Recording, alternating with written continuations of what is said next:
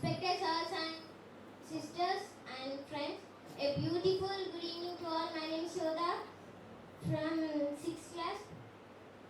అంటే ఈ చెస్ అనేది మైండ్ గేమ్, మైండ్తో ఆడేది.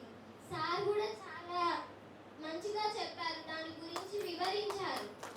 అలా మనము చెస్ గురించి కొన్ని తెలుసుకున్నాం కదా, అలాగా ఇక్కడ వచ్చిన వాళ్ళందరూ మీ ఫ్యామిలీలో కానీ మీ విలేజ్లో కానీ రాని వాళ్ళకి తెలియజేయాలి. అంటే తెలంగాణ మొత్తానికి చెస్ ఆడడం రావాలని కోరుకుంటున్నాను. ఈ చెస్ మనం మైండ్తో ఆడతాం, ఇండోర్ గేమ్ కాదు, అవుట్డోర్ గేమ్ కాదు. మామూలుగా కబడ్డీ ఆడాలంటే మనకి టీమ్ లీడర్ ఉంటాడు, కానీ చెస్ ఆడడానికి మనకి టీమ్ లీడర్ ఉండడు. మనం మైండ్ని యూజ్ చేసి మాత్రమే మనం చెస్ ఆడాలి. కానీ కబడ్డీ, ఖోఖో అయితే మనకి టీమ్ లీడర్ ఉంటాడు కదా, కానీ చెస్కి టీమ్ లీడర్ ఉండడు. మనమే మన మైండ్ని ఉపయోగించి ఆడాలి.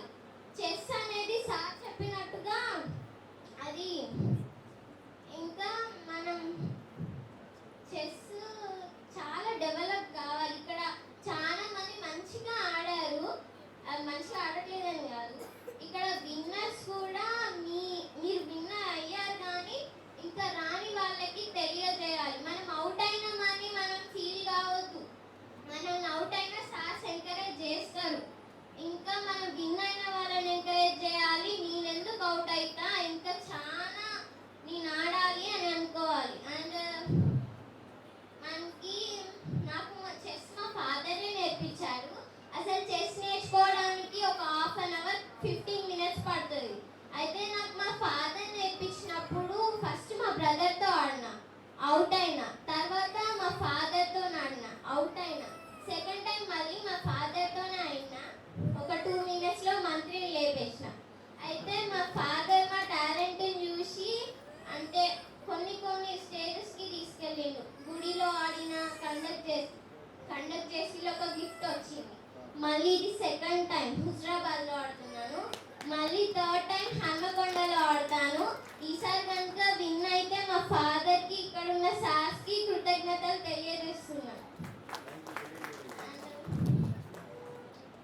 చెస్ మీరు అందరూ రోజుకి ఒక 3 times ఆడాలి. నేను శివాలయంలో ఆడినప్పుడు Yajneshwar sir and Vijay Kumar sir గారు ఉన్నారు, వాళ్ళే నాకు ప్రైజ్ అందించారు.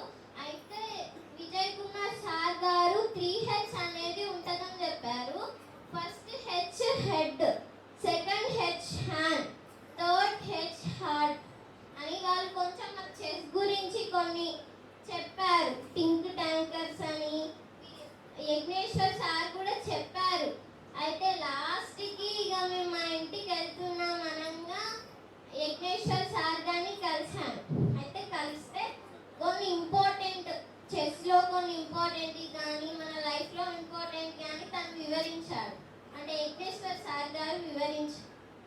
అయితే తరువాత అనుకున్నా, అయితే చెస్ బాగా ఆడాలి, వాళ్ళకు పేరు తెప్పించాలి, మన ఫాదర్స్ పేరెంట్స్కి కూడా మనం పేరు తెప్పించాలని నేను అనుకున్నా.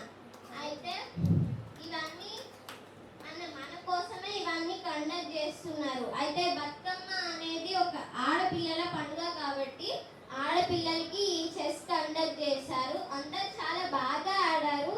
అసలు మనం చెస్ తీయడానికి ఒక రీజన్ ఉంటుంది.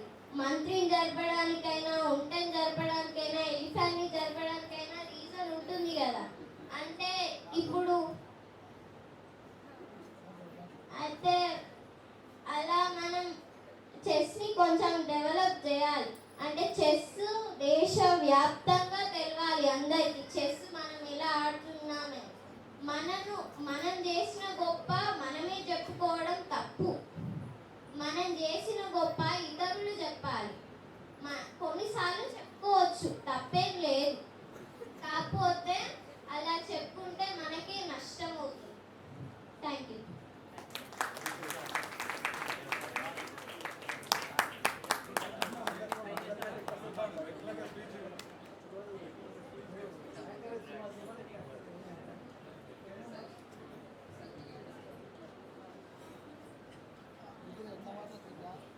ఇప్పుడు సర్టిఫికెట్స్ పేర్లు చదువుతున్నట్టుంది తీసుకున్నట్టు